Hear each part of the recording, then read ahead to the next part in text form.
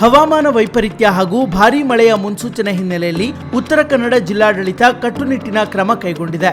ಭಾರತೀಯ ಹವಾಮಾನ ಇಲಾಖೆ ಚಂಡಮಾರುತ ಹಾಗೂ ಭಾರೀ ಮಳೆಯ ಎಚ್ಚರಿಕೆ ನೀಡಿರುವ ಹಿನ್ನೆಲೆಯಲ್ಲಿ ಜಿಲ್ಲೆಯ ಹಲವು ಪ್ರವಾಸಿ ಹಾಗೂ ಜಲಸಾಹಸ ಚಟುವಟಿಕೆಗಳಿಗೆ ತಾತ್ಕಾಲಿಕ ಬ್ರೇಕ್ ಹಾಕಲಾಗಿದೆ.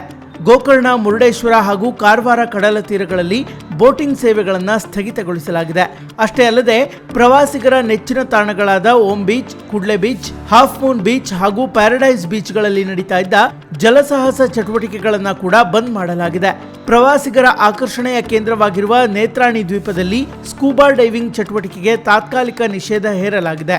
ಇನ್ನು ಶರಾವತಿ ಹಿನ್ನೀರು ಹಾಗೂ ಅಘನಾಶಿನಿ ನದಿಯಲ್ಲಿ ನಡೀತಾ ಇದ್ದ ಪ್ರವಾಸಿ ಬೋಟಿಂಗ್ ಸೇವೆಗಳಿಗೂ ಬ್ರೇಕ್ ಹಾಕಲಾಗಿದೆ. ಇನ್ನೊಂದೆಡೆ ಅಪ್ಸರಕೊಂಡ ಬೀಚ್ನಲ್ಲಿ ಪ್ರೀ ವೆಡ್ಡಿಂಗ್ ಫೋಟೋಶೂಟ್ ಸೆಟ್ ಅಳವಡಿಕೆಗೂ ನಿರ್ಬಂಧ ಹೇರಲಾಗಿದೆ. ಮಳೆಗಾಲ ಆರಂಭವಾಗ್ತಾ ಇರುವ ಹಿನ್ನೆಲೆಯಲ್ಲಿ ಪ್ರವಾಸಿಗರು ಹಾಗೂ ಮೀನುಗಾರರು ಕಡಲ ತೀರ ಮತ್ತು ನದಿ ತೀರ ಪ್ರದೇಶಗಳಿಗೆ ತೆರಳದಂತೆ ಜಿಲ್ಲಾಡಳಿತ ಎಚ್ಚರಿಕೆ ನೀಡಿದೆ. ಸುರಕ್ಷತೆ ದೃಷ್ಟಿಯಿಂದ ಕೈಗೊಳ್ಳಲಾಗಿರುವ ಈ ಕ್ರಮಗಳಿಗೆ ಸಾರ್ವಜನಿಕರು ಸಹಕರಿಸುವಂತೆ ಮನವಿ ಮಾಡಲಾಗಿದೆ.